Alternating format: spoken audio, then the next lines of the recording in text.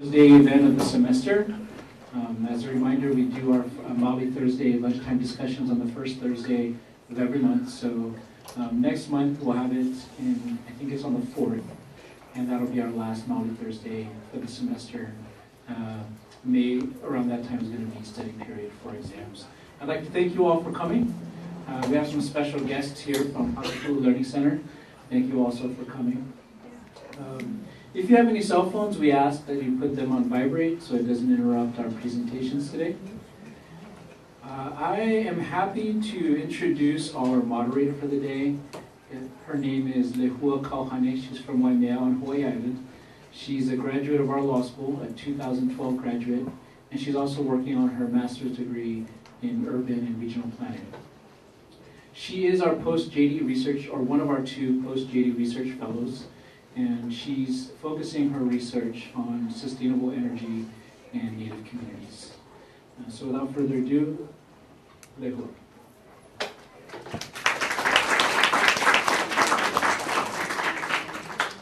Aloha mai kako. Mahalo for coming today. Today we're going to be talking about geothermal energy as a source of renewable energy. And current law requires that by 2030, 40% of Hawaii's electricity generation come from renewable sources, such as wind, geothermal, ocean, and solar. Geothermal, however, from a technological standpoint, is considered one of the best substitutes for fossil fuel because it's considered a firm source of energy. Unlike wind and solar, geothermal is available at all times. In Hawaii, however, geothermal is also a body form of the Akua Pele, a living and very visible deity for many Kanaka Maoli. In the late 80s and early 90s, mass protests occurred in response to exploratory wells and land swaps in Puna on Hawaii Island, and resulted in the Hawaii Supreme Court's landmark decision in Pele Defense Fund v. Patey, which clarified constitutional protections for traditional and customary rights. The use of geothermal, however, has continued. On Hawaii Island, geothermal accounts for roughly 20% of the electricity delivered by the Hawaiian Electric Light Company. Puna Geothermal Ventures, the sole provider of geothermal power, is currently under contract to produce 38 megawatts of geothermally produced electricity and has received state approval to produce an additional 22 megawatts. And just last week, HELCO released a request for proposals for seeking developers willing to provide up to 50 more megawatts of geothermal. As many of us know, Hawaii is the most oil-dependent state in the United States. Imported oil accounts for 90% of Hawaii's energy needs. Hawaii consumers pay the highest electricity rates in the United States, and over $7 billion a year goes outside of Hawaii to meet our energy needs. The cultural implications, however, of remaining on fossil fuels are discussed less often. The cultural implications are not as clear and are not often involved in the conversation. However, for Kanaka Maoli, like other peoples dependent on natural resources and cultural resources to sustain particular lifeways, practices, and belief systems, global warming and sea level rise present an imminent threat. Renewable energy has the potential to address the causes of warming and help us to become more resilient in the face of changes to come. But the use of resources like sun, ocean, wind, and geothermal present issues very unique to Kanaka Maoli here in Hawaii and encompass economic, political, cultural, and spiritual aspects. Today we're here to learn more about geothermal energy and in particular the possibilities and pitfalls of utilizing geothermal for electricity production from a Kanaka Maoli perspective. With the importance of this resource to Hawaiian people, it's imperative that we become a part of shaping that conversation. We're lucky enough today to have 2 people who possess a deep understanding of various aspects of geothermal to enrich how we view the issue. Kalei Nu'uhiwa and Richard Ha. Kalei Nu'uhiwa was born and raised on Maui. She was the first master's degree at the University of Hawaii Manoa at Kawaihuelani Center for Hawaiian Language. Kalei has worked and volunteered with the restoration of the island of Koho'olawe, with both Kirk and the Protect Ho'olawe Ohana. Her primary discipline is Papahulilani, which is the study of all aspects of the atmosphere, which in the traditional Hawaiian worldview embody the pantheon of Kinoa Kua Hawaii and provide a fundamental function of ancestral memory, which is still essential in modern Hawaiian consciousness.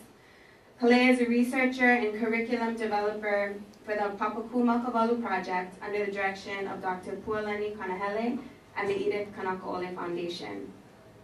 She has co-authored several cultural use plans, and she maintains ongoing studies of celestial alignments, which cites insights situated in the Northwest Hawaiian Islands and the main Hawaiian Islands, to understand traditional tracking of time and spatial measurements.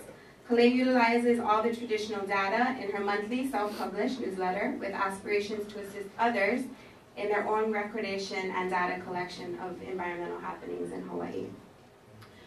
We also have with us today Richard Ha from Hawaii Island. Richard Ha is the founder and president of Hamakua Springs County Farms, a 600-acre family-owned farm on the island of Hawaii that sustainably produces bananas and hydroponic vegetables. A former U.S. Army captain and Vietnam War veteran, Richard started farming after he graduated from UH Manoa in 1973. He has attended numerous conferences on the study of peak oil and was co-chair of the state's Geothermal Working Group. He's traveled to Iceland and the Philippines to observe geothermal operations there. Richard also sits on the Hawaii Clean Energy Initiative Steering Committee and is a member of the Big Island Community Coalition Steering Committee, whose mission is to drive electricity rates down to parity with Oahu rates. So mahalo both for coming. I have my phone up here now because I'm checking Facebook because I only get 15 minutes to tell you everything about my perspective of geothermal, so I'm trying to keep myself on time here. And I will do it, so that's one. Hang on to your beberies. It's going to be fast. Okay. The other thing I wanted to say is this is actually, we've been doing some studies about I guess you could call it mining in our Hawaiian language newspapers to see what our kupuna thought about, any aspects of Pele, including geothermal, which actually they talked a lot about, and I'll get into that in my presentation. And so I won't speak to those things, but I will speak to the things that I did find, because we're still doing reports, and I don't want to, there's rights with that. And anyway. Oh, lawyers, you guys get it. Okay, so, and there is a long chant that comes with this. That's going to be my whole 15 minutes, so I'm not going to do it. Just know that it's there. Okay, and then I thought about it previously. And I do slip in and out of Hawaiian and Pidgin and English, and occasionally some Italian too. So if that happens, just roll with me, okay? All right, here we go. I'm very pleased to be here with you all today, here on Oahu, in Manoa in particular, and I'm so glad that I get to come and share with you all, I better hit start, everything about Pele. Okay, so geothermal has to do with Pele, and so this is actually an article that I decided to focus on called Na Kanawai Pelema. Okay, and Kanawai are edicts, I guess, is one way you could look at it, but they're actually rules. There's laws of behavior, codes of behavior that gods and man have, okay, that Hawaiians understood. So as long as the gods are allowed to do their thing, whomever it is, yum shakalaka tuke, I'm not trying to change your mind. But the way that we translate akua is the natural element, it's phenomenon, okay? So can we all agree that that's what I'm talking about when I say akua? Okay, so that's what I mean. And so akua have their own kanawai, their own rules that they abide by. And so do men. And as long as we allow the akua to do their thing, they're going to do it anyway. That's their natural phenomenon. Okay, it's their nature as akua to be as they are. And as long as we allow that to occur, and we abide by those rules, they will not interfere with us. Okay, that's the way that our Hawaiian kupuna understood that to be. So I decided that I would look at a couple of newspaper articles, and it's called, as I said earlier, Na Kanawai Pelema. And Kanawai have to do with laws and not necessarily with kapu. And this particular article was first written or published in an older, I think it was newspaper Ku'oko'a, in the mid-1800s, 1880s, 1885, around that time. And it was printed twice, and then again it was printed in 1908, okay? And this article occurs right around the time that there's very huge volcanic activity. It's very episodic. If you guys don't know about volcanic activity, is episodic. It's about a 30-year span that things happen. And it just so happens that in the 1880s, mid-1880s, there was a large active movement. One of the episodes occurred. And you can see in the newspapers that they flood a lot of information about Pele, which is interesting, yeah, that there's this correlation. So if anybody wants to do their thesis on that, go for it. Okay? And then it happens again in 1908 by a gentleman named Joseph Moku Ohai Poi Poi. And this happens in 1908. He was very, he had a sense of urgency to want to print everything he could about Hawaiian things. And so this is printed again. He prints it again. I am not sure if something was happening as far as activity on the volcano at this time. But he does add a little more into it. So I'm going to talk about that. Okay, 12 minutes, hang on to your berries. Here we go. So there's a little bit of difference, and with everything, it's actually a genealogy, and the way I'd like you guys to think about it is their idea of these akua and their mana, or their kanawai that they come with, have to do with the lava and its activities. Okay, so every time I talk about these individuals, you have to think about how those individuals, these akua, are connected to volcanic activity. Okay, can we agree? All right, 11 minutes, here we go. So we have kuwaha ilo ke kane he aikanaka oya. Okay, most people will translate aikanaka as a man, a person who eats or devours or consumes man. But another way to look at aikanaka is one who rules over, okay, rules over politically. Okay, so that's who kuwaha ilo is in this instance, and he is the father. And o haumea kawahine he pali oya. Okay, and she's the mother, Haumea is the mother, and she's the pali, she's the cliff. Okay, and I'll talk about that in a little bit. And it's very interesting, there's different genealogy between who Pele's parents were. And in this instance, Haumea is her mother, usually is, because Haumea's form is the earth. And Kuwaha ilo is the father, which is different. So it has to do with rulership, kanawai, okay? Kanawai over what's happening and how man behaves. Okay, so here we go. The first one who is born is the Mako Kahai. And the Mako Kahai is that ocean water that's deep underneath. Okay, underneath all of us, it's the lens cap. Some people would say lens water, basal lens. It's the ocean water down below. It's interesting to note that in order to have geothermal, you need to use two resources. Okay, the first is water or brine, which is what they use. And the second is heat. Very good, okay. Which is pele honua mea. Okay? So, in essence, this particular genealogy is talking about geothermal. Okay? Alright, and pele honua mea is pele of the earth, the thing of the earth, or red, yeah, that red thing of the earth. That's how you can translate her name. So, she is lava, the active movement of lava. Okay, can we all agree? Okay. Alright, and then it comes to all of her siblings that follow after, and their kuleana, their job is to assure that she flows. That is her strict job. That's all she does. Okay, she just assures that lava and new land will continue to occur. So their job is to assure that this happens. Okay, so the first brother who's born in this genealogy is Kane Hekili, and to him belongs Hekili. Okay, so who of the Olelo people can tell me what Hekili means? Thunder. Okay, yeah, very good. What? Oh, yep. All right. Hey, there he gets a cookie. Okay. Absolutely. Okay. And that's correct. So he's the first. So when Pele erupts, there's going to be sound. Okay. Then comes Kane Hualani. Kane Hualani is a brother in this genealogy, and he is the sun. Okay, the companion of the sky. So whenever there's activity of the earth, there's activity in the sky. Talking about solar flares. You know, it's interesting to know that that's happening right now. Okay, lots of solar flares, lots of geothermal activity, geological activity. Okay, the next person who's born is Kane Poha Ka'a. And Kane Poha Ka'a has to do with rolling rocks, that rumbling sound that we hear when there's activity. If you ever go to the volcano right now and the activity is happening, you can hear shards of glass moving. It sounds like explosions, rocks moving, all of that occurring. Okay, that's his kuleana.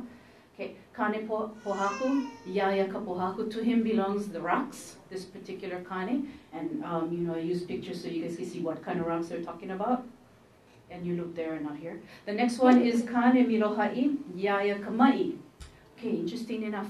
It's not the ma'i that we have, okay? Maybe it is, I don't know. It has to do with ma'i dieback, okay? Which occurs, it's a sign that Pele is on the move. And it's interesting to know that there's been huge dieback in all of the Keauhou area and above the Kilauea area, okay? So he is where he resides actually is in the lava tubes. So there's heat coming out from under there. I don't know, I'm not a scientist, I'm guessing. Okay. I guess there's going to be an episodic or some sort of episode. The next brother is Kane Huila Honua, Yaya Ho'ohulio Honua, Ameka Halulu. And this particular brother has to do with landslides and earthquakes. Okay. So if we have a lot of landslides and earthquakes, we can be sure that an episode is about to occur. There's Puna Aikoa, and Puna Aikoa in this instance is talking to Puna are like the nodes in bamboo, you know how there's a chamber. And in this case, Aikoa means that it pops open and spreads out, and that's what's happening right here. So that means we're going to have a large episode too as well. Okay, we have Kamohoali'i, to him belongs Mana, and he's the oldest brother. And it's interesting to note that he's born out of the Manava of Haumea. And the Manava of Haumea is your fontanelle that's on your head, right? And so if we look at this photo right here, that's where all of our ancestral knowledge comes from, you know, our connection to our akua. And so he gets that prominent spot there, and usually the lua, you know, he's on the pali usually as well. Okay, we can talk about almost palm time. Okay, anyway, Kawila Nui Makehai Kalani, to him belongs Wila, okay, electricity, and this is an actual electric storm that's occurring after all of the heat is being tossed up into the air. And then what you have is its own little weather system that's occurring. This is a tele-weather system specific to the earth. We have Lono Makua, who's born. Lono Makua, his job is to take care of the heat that is within the chamber. Yaya Kaho'ai Kiahi, he's below. So he assures that Pele is always alive. And then we have another brother who is Lono Nui Nohoikawai, and Lono Nui Nohoikawai, his job is to assure that wind comes after when Pele flows. And this particular wind will move from the north all the way to the south, northwest down to the southeast, and it moves in this manner in which things can grow, such as ohia, ferns, lichen, etc. Okay. Next, sisters. Now we have the sisters who aren't so explosive. We have the slower sisters. Their actual movement is a little more rockier and not quite as quick. And this is Hi'iakapua Ena and Hi'iakapua Aniane. And they're both in this actual picture. What you see are the hot stones, the breath of the Aniane coming up, which is the heat, right, the smoke, and the red that's on the inside. Okay, and then comes Hi'iaka Ikapoleo Pele, and it ends here saying, Nana Ihelea Ha'ea Ulu. Wherever she travels, things grow. So her kuleana is to assure that quick growth comes back after a lava flow. Okay, so if we think about the whole process, we just went through a whole episode of how we can expect Pele to move in her activities. Okay, I'm going to end with 4 kanawai that are particular to Pele in particular and her family. Okay, so in order for her to assure, we have to assure that she continues. The first kanawai is called Ho'okiki kanawai. And Ho'okiki kanawai has to do with the actual flow. Pele needs to flow. We can't stop her. That's her nature. She must do it. She must continue to make earth. Okay? So that's the first. And it comes from a chant, which I did send the paper, but I don't know if that got printed to be handed. Okay, no. Sorry. Email me, Facebook me, I give it to you. Okay. Then there's a kua'a kanawai. And kua'a kanawai means as long as the back is hot, as long as the earth is hot, that place belongs to Pele. And we don't belong there. So as long as you see steam, as long as you see heat, as long as there are little cracks with red, you smell some sulfur, That's her place. And if you put a house over there, sucks being you. Okay, next is Kaiokia Kanawai. And this one is Here ho i ke ala mauka o ka'u, here ho i ke ala makaio puna. This is another chant, and it talks about Kaiokia is the actual boundary, where she moves. And in this chant, it tells you that her boundary begins at the top of Ka'u and ends at the ocean of Puna. That's how large her realm is, and as long as we allow her to do her thing in that realm, she's good. Okay, we're good, she's good, okay? And we must understand if we go into that realm, then we are crossing the Kanawai, okay? And then the final is ki ho'i ho'i kanawai. As long as we allow all these things to occur, the flows to occur, we don't stop those things from happening, then green, fast growth will come shortly after. Okay, that was a little more than 15 minutes, but that was my little spiel about that, and I'm sure we'll have questions. So, okay, any questions now or after? Okay, sorry, hang on to that, ask me away after. I really appreciate being here. Thank you. I'm coming at this from being a farmer. About 5 years ago, I was just minding my own business being a banana farmer. And then the cost of supplies started going up. Then I realized it was due to oil. Then I had to go out and go study oil. Then I learned much more than I ever wanted to learn. And I'm stuck with that. So that's how I come at it, yeah? I'm not a chemist or geologist or any of that sort. But if anything that I could say I probably have a good handle on is surviving. Because, you know, we're farmers, and it's not easy to make a living being a farmer. Yeah, you always got to be bobbing and weaving. So I'll give you some background. My mom's maiden name is Higo. She's Okinawan. My dad is half Korean, and that's where the Ha comes from. And his mom's maiden name was Kamahele. We trace our family to Kamahele Nui in Lower Puna. All Kamaheles are related. I want to talk to you first about a grassroots organization we just formed. It's called the Big Island Community Coalition, and its objective is to drive Big Island electricity rates down on behalf of the rubber slipper folks. If you're interested in getting information about it, it's bigislandcommunitycoalition.com, yeah? I want to tell you folks about who's on the steering committee so you get a general sense of what this is about. Dave DeLuz Jr. is the president of Big Island Toyota. John Dill is the chair of the Ethics Commission on the Big Island. Rodney Freitas was a chancellor of Hawaii Community College, and he's over here 2 years. Michelle Galimba is a rancher in Ka'u. She's also on the Board of Agriculture. Myself, Noi Kalipi was former staffer for Senator Akaka. She helped write the Akaka bill. Kaiu Kimura, executive director of IMI Law. Wallace Ishibashi, former chair of the Big Island Labor Alliance. Ku'uli Kealoha Cooper, trustee of the Kealoha Trust Lands. Bob Lindsay, OHA director. Monty Richards, cattle rancher. Marsha Sakai, vice chancellor, UH Hilo. Kumu Lehua Vincent, principal of Kamehameha High School.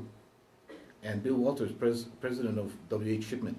All these folks are in it in their individual capacity, not as their official job, yeah? And they're only in it for future generations. Nobody's in it to make money or anything like that. It's a volunteer grassroots organization. We started with a budget of $350. We have $200 left after we registered our name, plus 3 bags of rubber slipper. One guy came and gave out, I think he bought out lunch drugs. He brought 3 big bags of rubber slipper. Recently, we organized a campaign to defeat a $19 million rate hike proposed by the electric utility. And we were able to do that by organizing folks, you know, and trying to make change within the process. In other words, bring people to the hearings, PUC hearings. After that, do a letter writing campaign, but not so much as, template, would write stuff that you think is solid.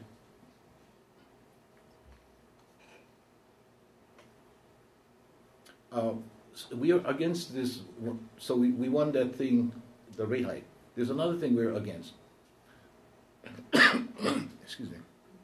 And it's the cellulosic biofuel project at Ka'u.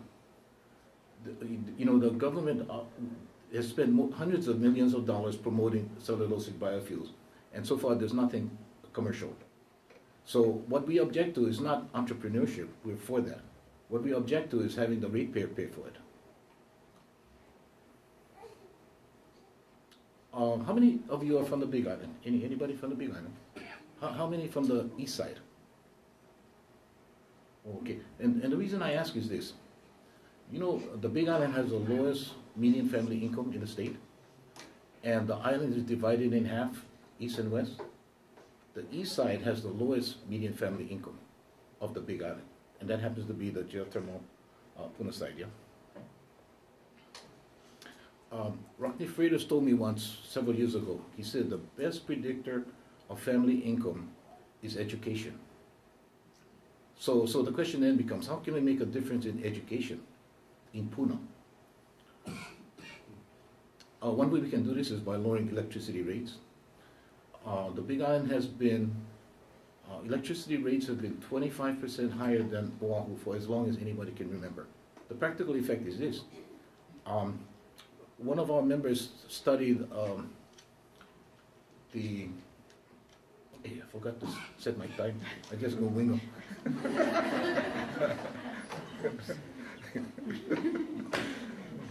So he studied the area complex, including the elementary, middle school, and high school. And it turned out that that particular complex had a electricity bill of $1 million a year. Now, being that Big Island is 25% higher, about 250,000, somewhere in between there, is higher than it would be to educate the same amount of people on Oahu. So what is the effect? If at $70,000 a teacher's position, that's 3 teachers' position. And we just talked about education being the best predictor of median family income, yeah? So that's the situation all throughout the whole island. That's the way it is on the Big Island.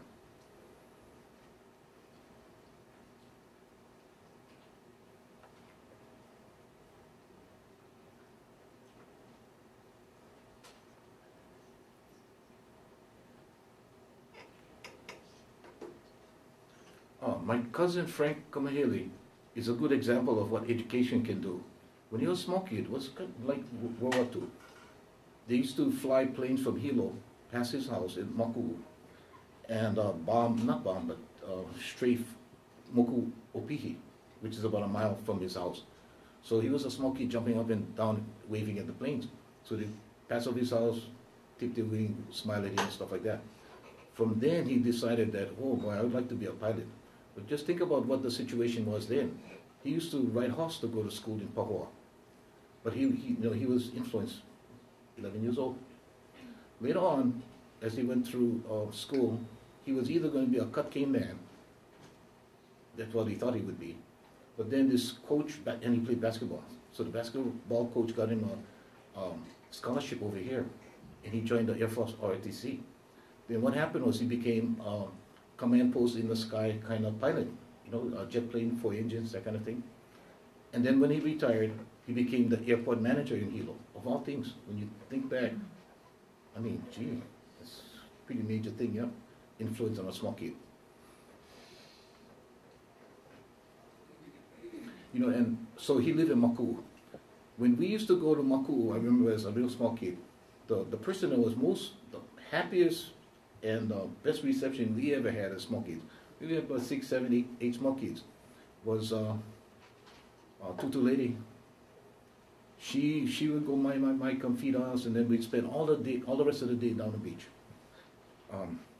We would go pick opihi, PPP, ho'uki.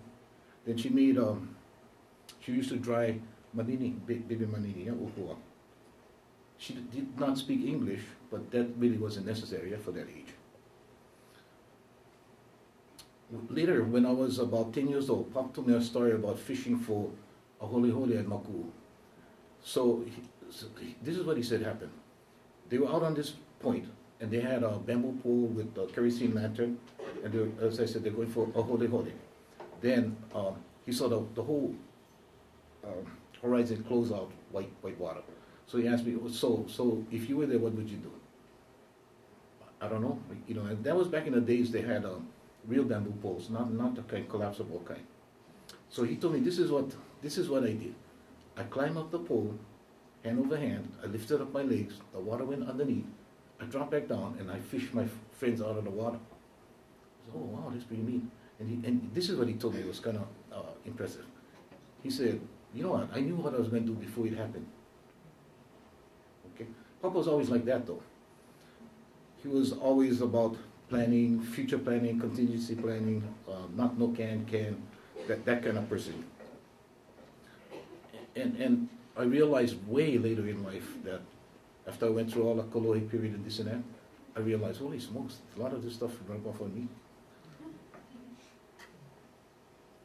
So that you know, I was talking about education.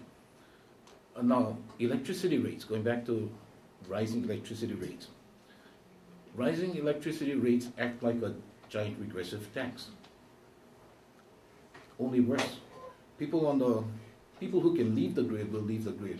The rest of the folks who cannot afford to leave will be left back. And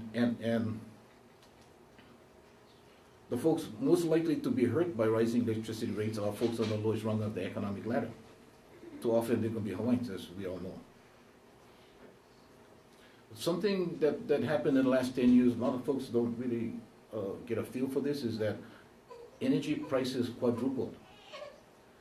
So, you know, our farm electricity, for example, I've been farming for like 30-something years. In the last 10 years, it went from like $3,500 a month to $10,000 a month. So it's like $40,000 a year to $120,000 a year. And farmers don't have the ability to raise the price of their stuff much. So this is pretty serious stuff. You folks all probably know there get more Hawaiians living outside the state than live in the state, yeah? And it's mainly because no more job, people have to go make a living and then they go do that.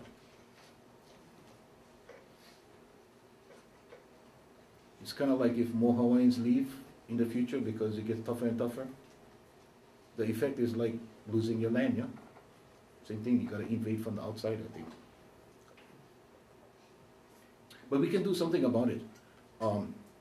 Geothermal electricity is half the cost of oil-generated electricity. And while oil costs will rise, geothermal electricity will stay cheaper and will stay stable for a very long time. And the reason for it is because the Big Island is going to be over the hotspot for 500,000 to 1 million years. Kauai was over the hotspot about 6.5 million years ago. And Midway, I think, was about 50 million years ago.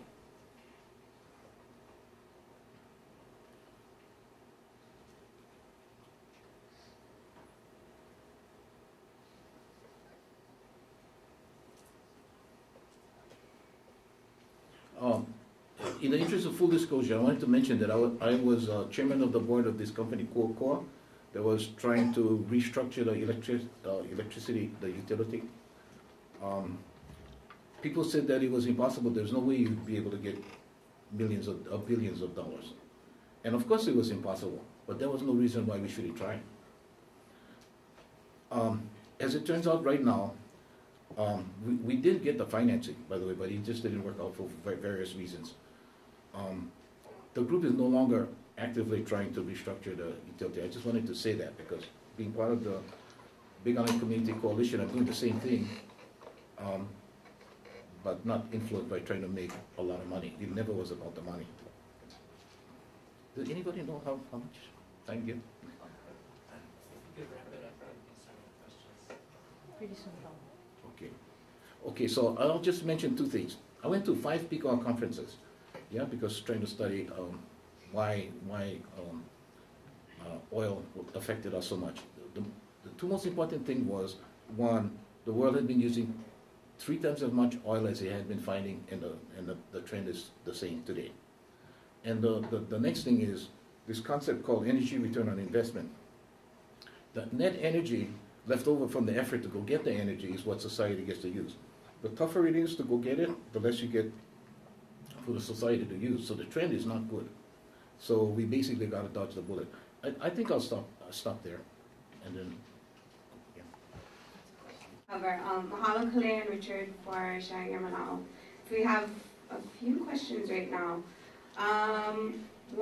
First one is for Kale. Can the impacts of geothermal be mitigated to the point that it would be acceptable to Pele practitioners? Okay, that's one.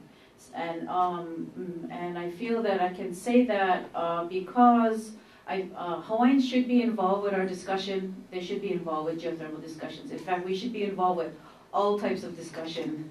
And so, okay, so to answer that question,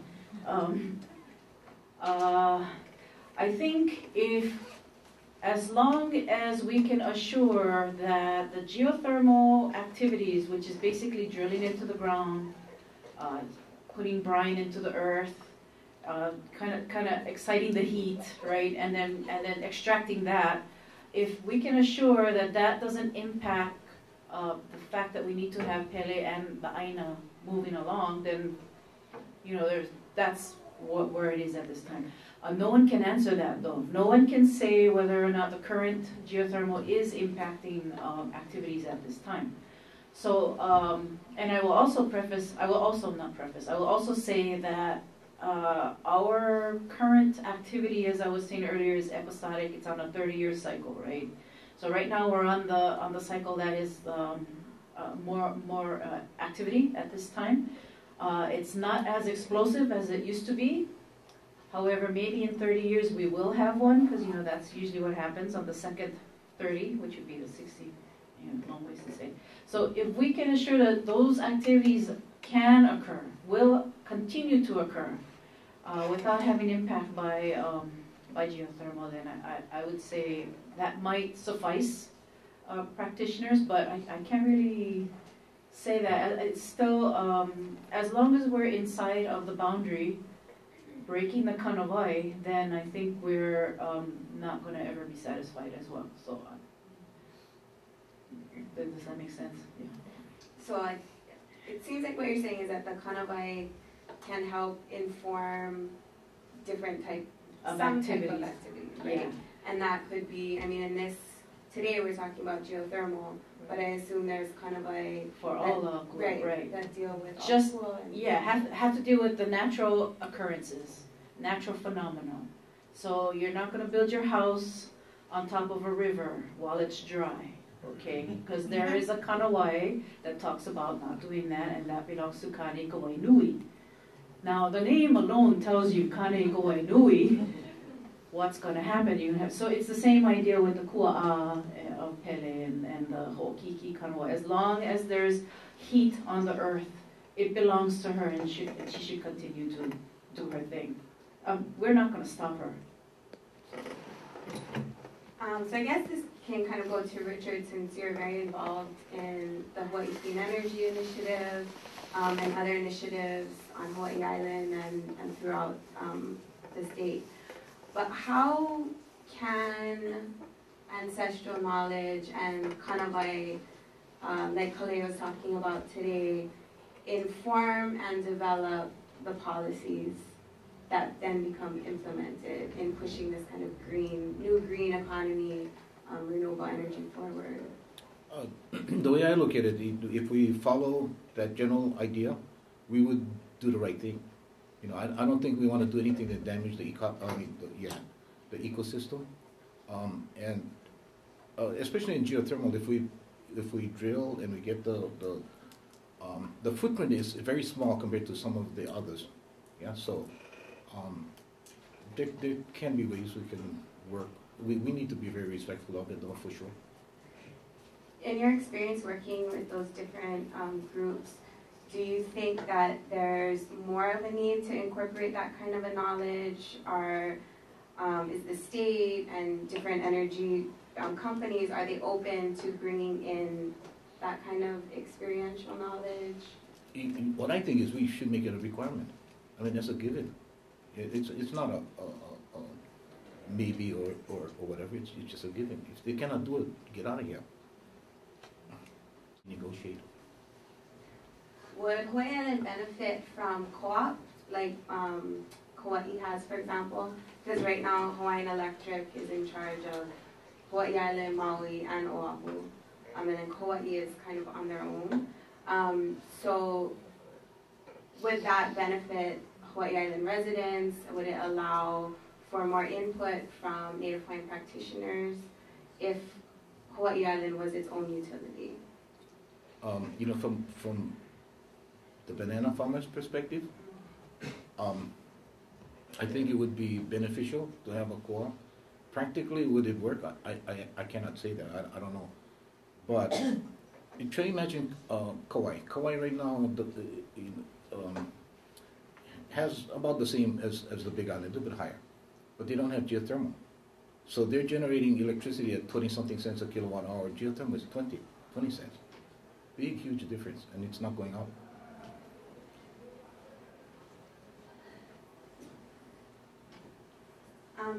Here's another question. I think this is probably for Kale. How do you determine the time frame in which it's appropriate to ascertain the Native Hawaiian perspective regarding Pele and geothermal?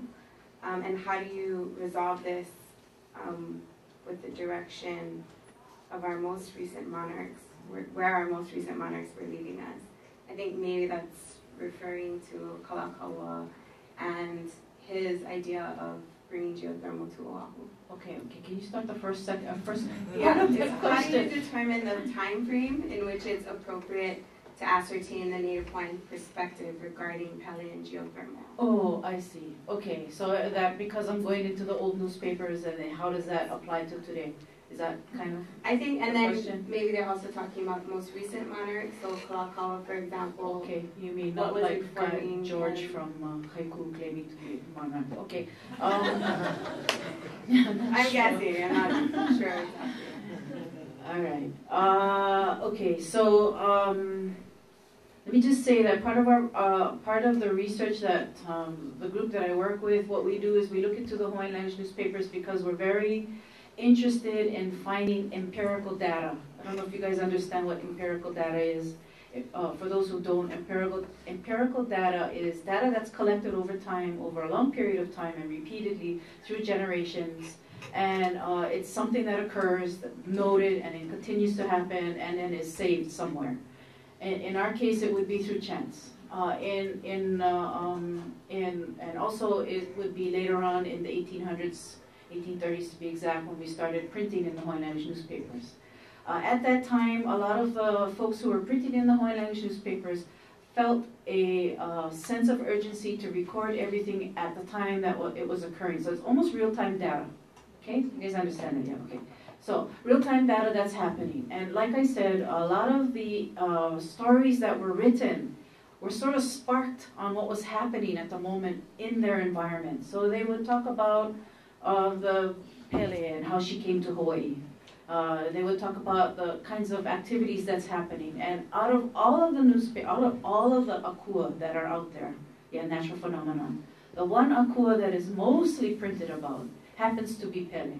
And that's because she's the most visual, right? She's active, she's happening. So if I move forward, and then of course there were like Kalakaua in his time, in his frame, he was very vehement about printing things as well. He was an activist at one point, and then when he became the monarch, he was interested in science, and he wanted to blend that science together, and he also wanted to create new things. So I think the question there would be like, how is it that his movement to want to move forward, how does, I don't know, maybe how does that, I'm just talking in circles here. Yeah, but I feel like I'm talking in circles, but I guess it's like, for example, Iolani Palace was the first to have running water in it, flushing toilets in it, and electricity way before Washington, D.C., right? Okay, so we know that. Okay, there was a need for him to be ahead of the game. There are people of those who could grasp onto the current things that were occurring and move forward with it. So I think that's kind of the question. How does that apply to today? why can't we grasp the same thing with geothermal? Is that the question? I don't know who asked the question. Okay, you don't want to raise your hand, that's cool. That's the question? Okay, so why aren't we grasping? My answer to you is we should be grasping, okay? We should at least have time to discuss about it. Okay, we're not given that time to discuss. We always have to get up in front and then react. We're not ahead of the game. And so instead we become activists. And nobody wants to talk to us because we're mad. Now we're mad because you didn't talk to us. So my whole thing, I think, on behalf of the Hawaiian people, right, is allow us some time to think about it. Okay, allow us some time to think about it. I want to see how solar works. I'm not disrupting anything that way. I want to see how wind works. I want to be able to discuss, nuclear energy. That's big on the table, right? That's hot topic right now. Okay, I want to talk about geothermal. I want to be able to, our people should have the ability to talk amongst one another and come to some sort of consensus, or not, but just the ability to have a discussion is what I think, where we feel angry about. Yeah, and then we want to, then we're crying and making, and then, so no, we want to be able to answer things in a very educated, from a standpoint, with the understanding of our past, that empirical data. Okay, bring it forward to today. So bring it to contemporary times, which is what we're trying to do with all of this research, so that we can use that Hawaiian foundation to move forward into the future. That's really important, whether you're Hawaiian or not. We're here on this land now. So, okay, that was long. I've been to 5 Peacock conferences, and to Kale's point about how much time we have, we got to talk story. When I started going to these conferences, I started to realize, holy smokes, how much time do we really have? So, to give you an idea, back in the 1930s, it took the energy in 1 barrel of oil to get you 100. In the 1970s, it became 30 to 1. Now it's about 10 to 1. Tar sands is like about 5 to 1. Biofuels are like 3 to 1 or less. Now, geothermal is about 10, 11 to 1, and it will be there for 500,000 years. You notice the oil is starting to go down. Huh? As it goes down, it becomes more expensive. Now, when it becomes more expensive, you ask somebody like Carl Bonham from UHero, and Carl says, I asked him this, I said, what happened if oil goes to $200 a barrel? He said, it'll devastate the tourism industry. Try to think about that. Everything's tied to the tourism industry. We'd have chaos. I listened to this guy from the World Bank talk about air transportation. And he was talking about $150 a barrel would really put a big pressure on the air transport industry. Right now it's consolidating. You see all that, everybody joining in. They're protecting themselves because, and oil is $100-something a barrel right now, and there's a recession going on. So it's going to get worse. It's going to get worse kind of fast. How much time do we have to talk to each other? So this is really good.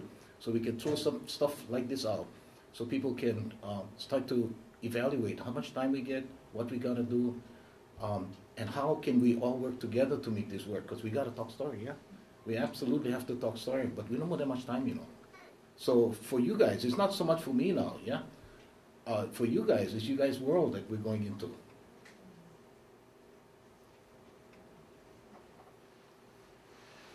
Kind of goes along with it on how do people get involved.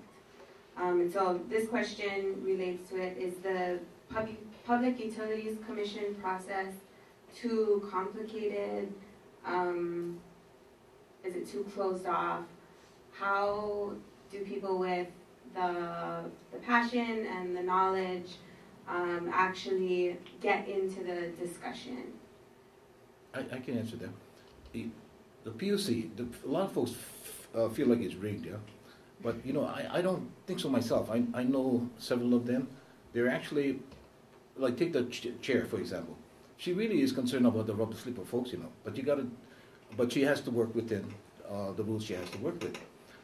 My feeling is that if we stand up, the people stand up and say, enough is enough, that'll give her more reason to back up the rubber slipper folks, because change It's got to happen. It's not comfortable, but it really has to happen, and we can do them, within the system, because we just $19 million. I don't remember when the utility ever pulled back a rate hike, but we said enough is enough. And if anybody wants to join, it works. If anybody wants to join, we're the Big Island Community Coalition, just go over there, and then we'll send you newsletters and stuff like that. It's just a matter of standing up and collectively saying that enough is enough, and based on facts and data. Okay, this question I think is for Pele. If Pele's realm is Ka'u'en Puna, what about geothermal development on Maui or Oahu? Right. Would that be offensive? Okay, so then, thank you for asking that. I was hoping so, because I actually was ready for that one. Okay, okay, so we go back to the kua'a question, right? Or the kua'a, kanoe kua'a. As long as there is a heat, some sort of heat, okay, evidence of heat that is exposed in the earth, above the earth, in the atmosphere, then it belongs to Pele. So I'm just going by Kanawai. If I stick to the Kanawai, then it says, okay, so there is heat. As long as we can see evidence that there's heat coming out with steam, a steam vent of some sort of calcium thing happening, deposits, the idea of boiling fish, I'm actually from Maui, and that used to happen in Kihei a lot. Dead boiled up fish all the time. They would just show up when I was a small kid. Not so much now. It's going to be funny about tourists, but I won't do that. Anyway. So, and I know right now on Haleakala, they're considering doing it on the southwest slope, I think it is at this time. Well, as long as there's evidence of heat that's coming up, and every once in a while, Hualalai has a little bit of smoke and heat. Mauna Kea has definitely smoke and heat, and so does Mauna Loa. Yeah, so anytime that there's that kua'a activity, yeah, so, as long as she's there, actively moving, then we have to let her have her space. Or we have to understand that she'll come anyway, in her nature. Okay, so it's that understanding. Looks like we're almost out of time, so just a couple more questions. A few months ago, the U.S. Department of Energy held several scoping meetings for programmatic EIS, examining renewable energy in Hawaii. And they looked at different distribution methods, they looked at different types of resources, different islands. And I attended a couple of the meetings, one in Kona, Hilo, and here. And there was a large representation from Lanai, the meeting here. But there was a lot of, from the community, what I heard a lot of was that they wanted each island to be energy independent.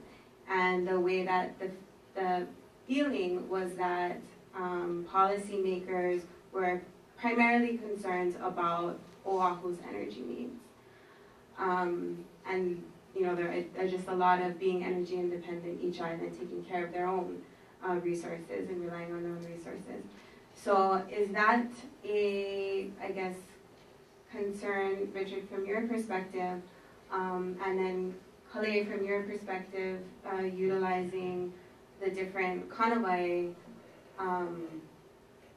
how does that change the discussion on taking that resource and sending it to a different island? From my standpoint, and this is not from me personally, but from talking to a lot of folks, the people on the Big Island want to make sure that the benefit come back to the Big Island. They don't really want to have a discussion about sending energy away. And for sure, people have a real bad feeling that is this going to be a grab from the folks that have the power. But when you, for the folks that live here on Oahu, try to think about what's going to happen to you guys. You don't have any base power solution to your problems here, so you're stuck to oil. As oil goes up, you guys can pass the Big Island no matter what.